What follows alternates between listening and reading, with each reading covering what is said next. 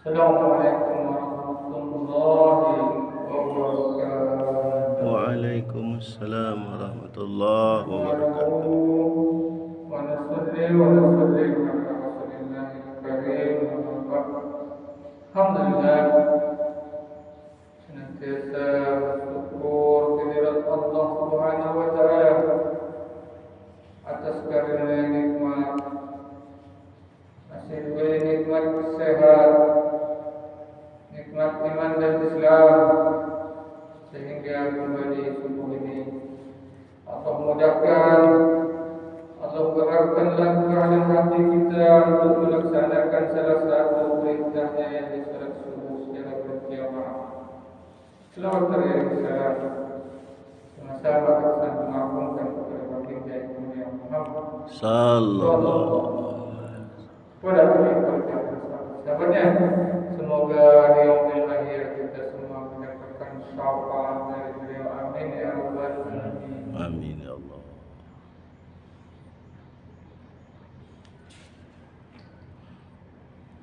Kita mendengar kembali bab tentang zuhud, qanaah dan tidak meminta-minta. Potongan ayat أعوذ بالله من الشيطان الرجيم تلك له الآخرة تجعلها للذين لا يرجون علوا في الأرض ولا فساد. Itulah negeri akhirat, kami jadikan ia untuk mereka. Kami jadikan dia untuk mereka yang tidak mau menyombongkan diri dan berbuat kerusakan di muka bumi. Quran Surat Al-Qasas 28 ayat 83. Surah Al-Waraq. Surah Al-Waraq berkata, aku berdoa kepada Allah agar diperlihatkan keadaan penghuni kubur kepadaku. Pada suatu malam aku bermimpi bahwa hari kiamat sudah terjadi dan manusia mulai keluar dari kuburnya masing-masing. Sebagian mereka berbaring di atas sutra tebal yang sangat istimewa. Sebagian lainnya bersandar di atas bantal sutra. Sebagian lagi di atas tahta-tahta yang tinggi. Sebagian lain di atas bunga-bunga. Sebagian lagi sedang tertawa, tetapi sebagian lainnya sedang menangis. Aku berkata, ya Allah, alangkah baiknya jika mereka semua dalam keadaan yang sama. Salah seorang berkata, perbedaan ini disebabkan amalan mereka. Yang berbaring di atas tundus atau sutra tebal adalah yang bertabiat baik. Yang bersandar di atas bantal sutra adalah orang yang syahid. Yang berada di atas bunga-bunga adalah mereka yang telah banyak bersaum, berpuasa. Yang tertawa adalah mereka yang bertaubat. Yang menangis adalah mereka yang berdosa. Yang berada pada tingkat yang tinggi dan tahta-tahta yang tinggi adalah mereka yang telah berkasih sayang. Mereka yang telah berkasih sayang antara satu sama lain karena Allah.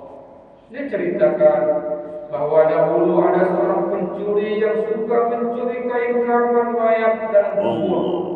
Suatu ketika ia menggali sebuah kubur, ternyata ia melihat penghuni kubur itu sedang duduk di sebuah takhta yang tinggi. Sedang di hadapannya ada Al-Quran yang terbuka yang sedang dia baca. Di bawah tahtanya mengalir sebuah sungai. Ketika melihat pemandangan ini, pencuri kain kafan itu sangat terkejut sehingga jatuh pingsan. Orang-orang pun mengeluarkannya dari kubur. Setelah 3 hari baru dia sadar. Ketika ditanya, mengapa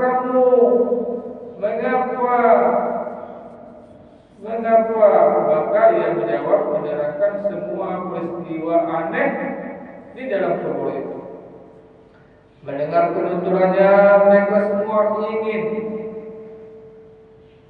Mendengar penuturannya, mereka semua ingin melihat kubur itu.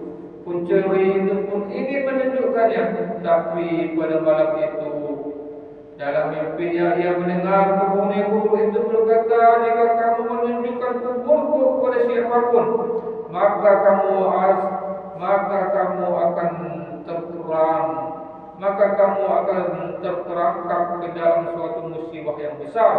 Maka esoknya pun ia tidak jadi menunjukkan kubur itu kepada mereka. Syekh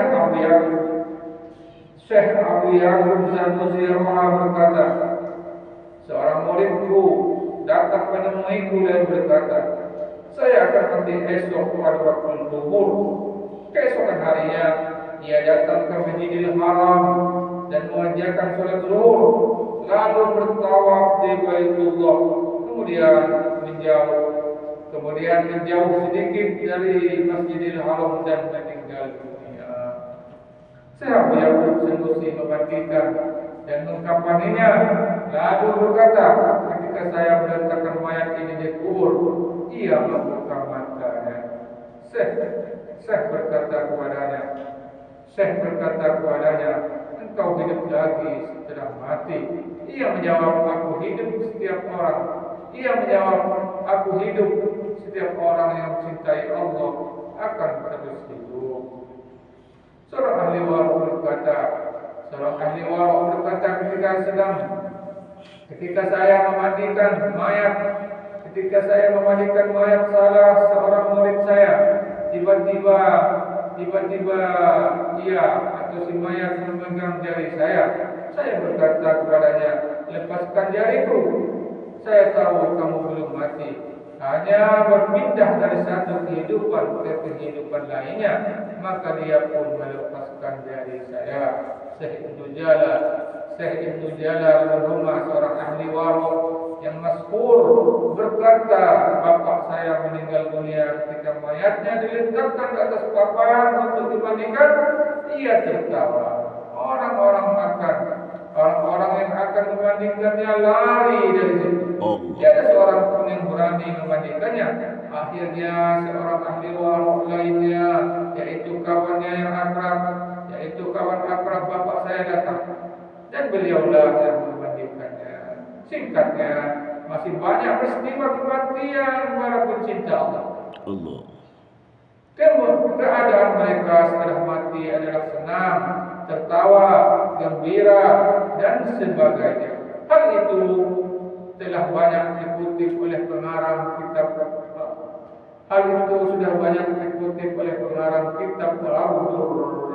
Al-Riyadin. Sebagian peristiwa juga menceritakan bagaimana setelah mati. Hal itu telah dikutip dalam kitab Al-Isti'ab oleh Hafiz Abdul Bar. Ia menulis juga mengenai Sa'id bin Kharijah tanpa riwayat yang bertentangan bahwa dia telah berbicara setelah mati. Dan ia juga telah mengutip kisah mengenai beberapa orang sahabat yang dapat berbicara setelah wafatnya. Ketika para sahabat itu pergi perang, ke perang Mu'tah, orang-orang mengucapkan selamat jalan kepada mereka. Mereka juga telah diberi doa agar dapat kembali ke Madinah dengan selamat. Maka Abdullah bin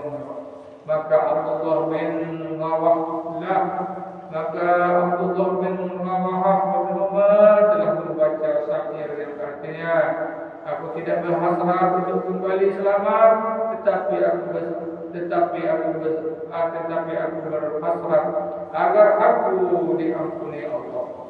Beserta dengannya kepalaku terkena satu pedang yang akan membuatnya terbelah, atau satu lembing yang akan memutuskan usus-usus urutku dan sampai kepada jantungku. Ketika tiba di medan perang, jumlah mereka hanya 3.000 orang saja, sedangkan mereka mengetahui bahwa jumlah musuh adalah 200.000 orang. Atas hal ini para sahabat Rasulullah bermusyawarah. Pertama mereka mengirim berita kepada Rasulullah SAW mengenai keadaan itu. Setelah Rasulullah SAW memberi arahan bahwa mereka tetap harus berperang, barulah mereka mulai berperang. Ketika Abdullah bin Rawahah mengetahui bahwa musyawarah sedang berlangsung, ia pun menghampiri mereka dan berkata, "Aku kagum dengan keadaan kalian. Kalian sedang memusyawarahkan sesuatu yang merupakan tujuan kalian keluar dari Madinah. Bukankah kalian keluar semata-mata untuk mencari peluang memperoleh sahib? Kami tidak pernah berperang. Kami tidak pernah berperang dengan bertawakal pada bekal, kekuatan atau jumlah tentara. Kami selalu berperang dengan dasar kekuatan Islam, kekuatan iman. Bangun, marilah kita menuju ke medan perang. Niscaya kita akan memperoleh salah satu dari dua kejayaan, yaitu kemenangan atau mati syahid. Keduanya merupakan kemuliaan semata." Alhamdulillah. Beberapa kisah telah kita dengar. Bagaimana orang-orang terdahulu meninggalnya dengan senang, dengan berbahagia.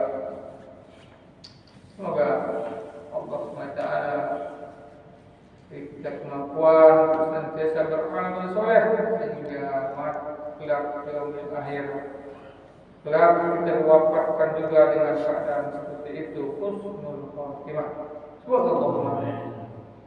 Allahumma bihamdika asyhadu an la ilaha illa anta astaghfiruka wa atubu. Assalamualaikum warahmatullahi wabarakatuh. Waalaikumsalam warahmatullahi wabarakatuh.